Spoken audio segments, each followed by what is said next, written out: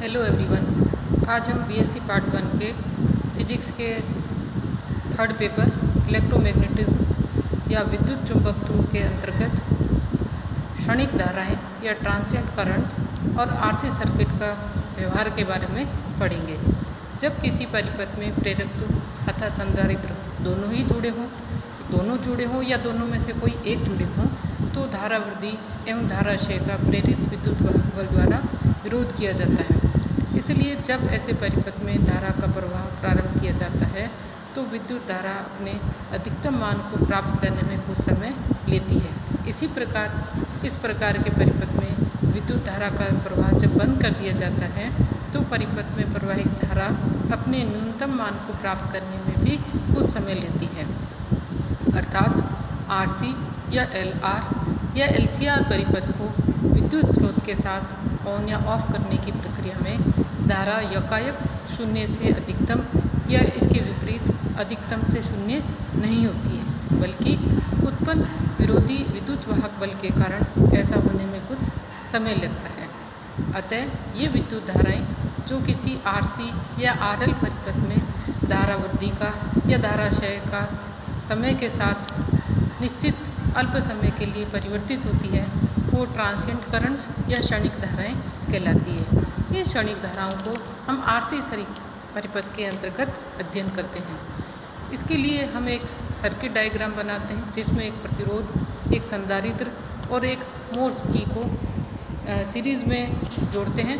किसके साथ? एक बैटरी के साथ जिसका इलेक्ट्रोमोटिव फोर्स या विद्युत वाहक बल ई है। और ये आप इस डायग्राम में देख सकते हैं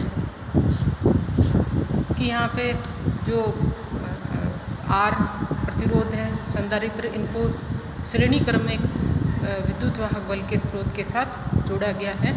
और जब हम इस सर्किट को पूरा करते हैं तो परिपथ में से धारा प्रवाह होता है जिसको अभी हम अध्ययन करेंगे। तो इस परिपथ के अनुसार जब हम बैटरी, प्रतिरोध और संधारित्र और की को जोड़ लेते हैं तो की को दबाने पर संधारित्र जो है वो चार्ज होना शुरू हो जाता है और की को छोड़ने पर संधारित्र जो है डिस्चार्ज होना शुरू हो जाता है। आरसी परिपथ के ये दोनों जो प्रोसेस हैं, चार्जिंग और डिस्चार्जिंग, ये दोनों समय पर निर्भर करते हैं और जो क्षणिक धारा है वो उत्पन्न होती है और ये इनका एक विशिष्ट व्यवहार होता है जिसे आरसी परिपथ का क्षणिक व्यवहार कहते हैं। सबसे पहले हम अध्ययन करते हैं संधारित्र का आवेशन, चार्जिंग ऑफ ए कंडेंसर। जब एक प्रतिरोध आर, संधारित्र सी और मोर्स कुंजी को ई विद्युत वाहक बल की बैटरी के साथ सीरीज में जोड़कर मोर्स कुंजी को दबाते हैं तो परिपथ में धारा प्रवाहित होती है जो प्रतिरोध में से होकर संधारित्र का आवेशन करती है। ये कुंजी जो है उसको दबाकर जब परिपथ को ऑन करते हैं तो प्रारंभ में प्रतिरोध में अधिकतम धारा I0 = E/R प्रवाहित होती है और प्रतिरोध के सिरों पर विभवांतर अधिकतम होता है जो बैटरी के विद्युत वाहक बल के तुल्य होता है तथा संधारित्र पर कोई आवेश नहीं होता है। उसके पश्चात प्रतिरोध से प्रवाहित धारा से संधारित्र का आवेशन होने लगता है। फलस्वरूप परिपथ में प्रवाहित धारा कम होने लगती है और संधारित्र पर आवेश बढ़ने लगता है। अंत में जब संधारित्र पूरी तरीके से आवेशित हो जाता है तो परिपथ में प्रवाहित धारा शून्य हो जाती है। इस स्थिति में संधारित्र पर विभवांतर बैटरी के विद्युत वाहक बल के बराबर होता है। माना कि इस आवेशन की प्रक्रिया में किसी समय t पर प्रतिरोध R से प्रवाहित धारा जो है वो I है और यह धारा जो I है संधारित्र C में आवेश Q इकट्ठा कर देती है। इसलिए संधारित्र के आवेशन से किसी क्षण संधारित्र पर उत्पन्न विभवांतर Vc = Q/C होगा तथा प्रतिरोध R में से प्रवाहित धारा I के कारण विभवांतर VR = IR होगा। अतः किसी इंस्टेंट पर आरसी परिपथ में विद्युत वाहक बल का समीकरण होगा E = Vc + VR और E = Q/C + IR। जब संधारित्र पूरी तरीके से आवेशित हो जाता है तो इस समय आवेश संधारित्र पर जो है वो Q = Q0 मैक्सिमम के बराबर हो जाता है और विभवांतर Q0/C बैटरी के विद्युत वाहक बल के बराबर हो जाता है। अतः प्रवाहित धारा शून्य हो जाती है। इस इक्वेशन नंबर 5.1 में अगर हम E की जगह Q0/C रख लें और इसको हल करें आई यहाँ पे D Q by D T है। तो इसको हल करने पर D Q upon Q nought minus Q is equal to D T upon R C.